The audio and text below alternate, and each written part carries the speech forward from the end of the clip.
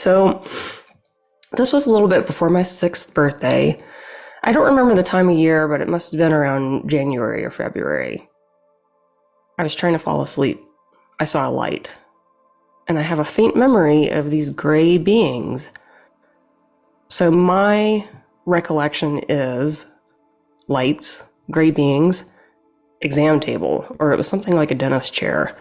And there was some pain in my foot, and then this abrupt transition to this room with this black glass floor that kind of looked like marble with gray tubing all around. It kind of resembled walls. And then all of a sudden, this mantis is there. And I thought, whoa, what is this? I had never seen a mantis before this day. And I didn't know what to associate this with at the time. I had never seen a mantis, so it was very bizarre looking, and it was super green, like phthalo green. You know, if you're an artist, you're familiar with this color. And I thought, whoa, that is a green I don't see every day. Where have I seen this before? And then somehow I got a flash of these trees. My mother was an artist too, and she would often draw nature scenes and things like that. And I remember kind of standing with her and seeing the colors that she used and seeing how she would incorporate phthalo green into her trees. And somehow this flash in my mind drew some kind of association to trees, and then I was automatically comforted.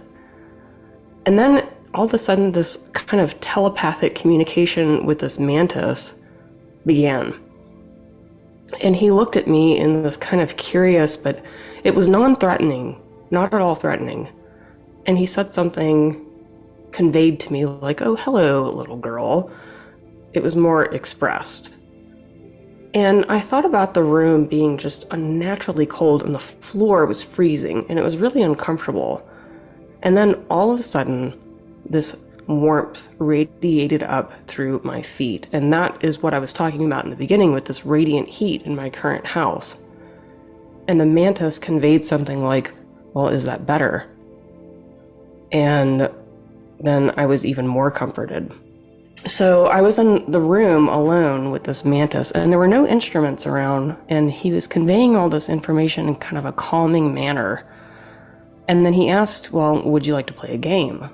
And I said, "Well, okay, that's fine." So he had me move these glowing shapes through other shapes, and it was kind of in the order of size or pairing. And the shapes appeared in this holographic manner, suspended in air, not held up by anything. It was kind of like that game that you play as a toddler at the doctor's office, where you knock shapes through the appropriate holes, and he conveyed very good a couple of times. And then after we finished the game, he looked at me for a long time, and I had this sudden flash of how dumb this game was. Why are we playing this? And in my mind, I drew the association to this toddler game that you play at the doctor's office, and he seemed amused by that. I can't tell you how I knew that he was amused, but I just kind of knew. And he was looking at me in a very curious way, and he made these jerky kind of clicking movements. And I wasn't afraid. And then he conveyed, "Well, you did that with your mind." And then I expressed some kind of worry about the pain in my foot, and he told me, "Well, don't worry. It's just there for us to watch over you, but it's not in a negative way. But your foot may start to feel uncomfortable right before storms," and he was definitely right about that. And I don't know. I mean, I believe that I have an implant in my foot. Still, to this day, I actually believe that I have implants in both feet because I feel it right before storms.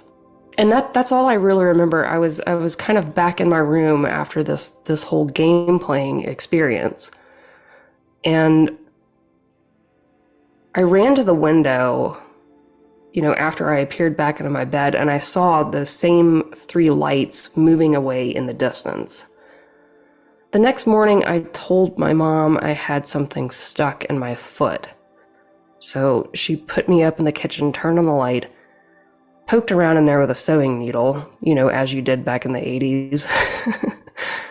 And she said, well, I can't get it out. What happened? And I said, well, this green man put it in there. I think she thought nothing of it. And she said, well, it healed.